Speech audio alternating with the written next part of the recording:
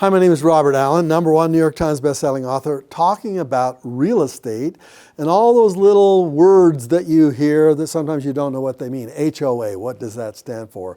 Home Owners Association. Is that a good thing or is that a bad thing? Well, if you're renting it out, if you're an investor, you want to be careful about that word, because HOAs, what's the purpose of an HOA? It's to put restrictions on people who live inside that community to make things safer, to make things a little more easy for the people who live in the HOA. It's good, but it's also bad. It's an extra expense.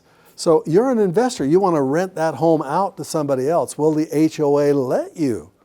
Even before you buy there as an investor, you need to look at the HOA rules. Can you rent out that property? What are the restrictions? It's going to limit your ability as an investor. Absolutely. It might make it a little safer environment, and people who want to rent your home might be happy to be inside an HOA. You wouldn't be happy because it's probably more expensive and more restrictive. So more than likely, as a real estate investor, you're buying properties that are below median price. Most HOA communities are going to be above median price. So essentially, unless this deal in the HOA is a bargain, you're buying it as a foreclosure, for instance, where you're buying it 10, 15, 20% below the market because it just so happens that the person who owned the property inside the HOA had a reason to need to sell it, creatively, then you'd buy there if it was a great deal. But you wouldn't actually look for an HOA as a real estate investor, like let's find a place like that. You'd frankly probably want to avoid it. More than likely you'll be buying properties that are lower, I hate to say lower class, I'm just lower priced. And more than likely, they probably won't be in an HOA. But if they are, just make sure that your rental situation will be enough with the fees, HOA fees, that you have enough to cover your mortgage and all your expenses, plus HOA fees, so you have a net positive cash flow. So it's a word that you should be thinking about. You're going to see it here and there from time to time, and you probably will ask yourself the question, is this a good thing or is it a bad thing? Well, it can be a good thing if it's the right kind of deal. It can be a bad thing if it's too expensive and too restrictive. Just be aware of it. So are there any perks to having a property inside an HOA?